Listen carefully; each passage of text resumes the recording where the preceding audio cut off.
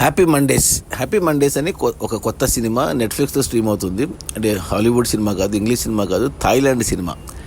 Thai లాంగ్వేజ్లో ఉంటుంది with English subtitles. నేను చూడడానికి కారణం ఈ వారమే యాడ్ అయింది సినిమా.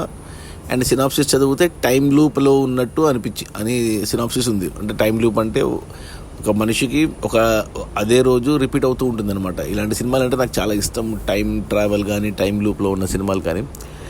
సో నేను ఇంతకుముందు నిన్ననే ఒక హిందీ సినిమా చూశాను, భూల్ చుక్ మాఫ్ అని. అది టైం లూపే.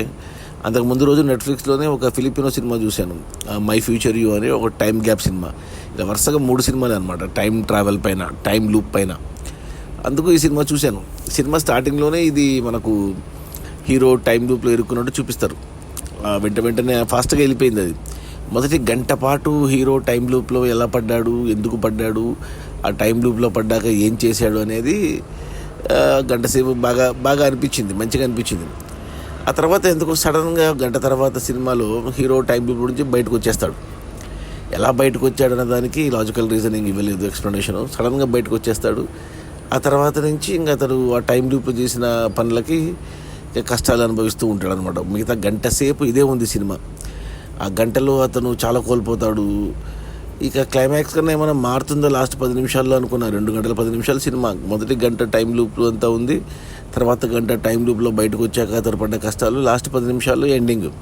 ఆ 10 నిమిషాల్లో ఏదైనా చెప్తారేమో లాజికల్గా అనుకున్నాను కానీ బట్ ఏమీ లేదు అసలు.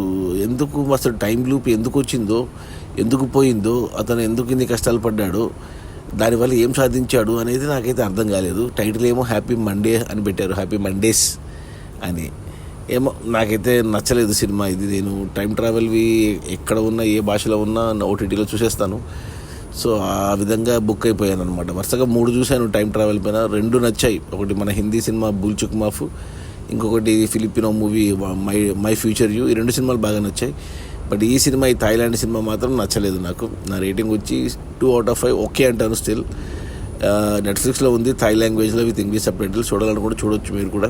ఈ టైం ట్రావెల్ మూవీస్ మీకు నచ్చితే ఫ్యామిలీతో చూడొచ్చా అంటే చూడొచ్చు, నో ప్రాబ్లం. ఎటువంటి ప్రాబ్లం ఏం లేదు, ఫ్యామిలీతో హ్యాపీగా చూసేయచ్చు. బట్ నేనైతే వద్దని చెప్తాను, వేస్ట్ ఆఫ్ టైం అని చెప్తాను. దాని బదులు థియేటర్స్లో భూల్ చుక్ మాఫ్ ఉంది, అది చూసేయండి. ప్లస్ నెట్ఫ్లిక్స్లో కావాలంటే మై ఫ్యూచర్ యూ అని ఒక ఫిలిపినో సినిమా ఉంది, అది చూసేయండి. కానీ ఈ సినిమా అయితే వద్దని చెప్తాను. Okay, bye.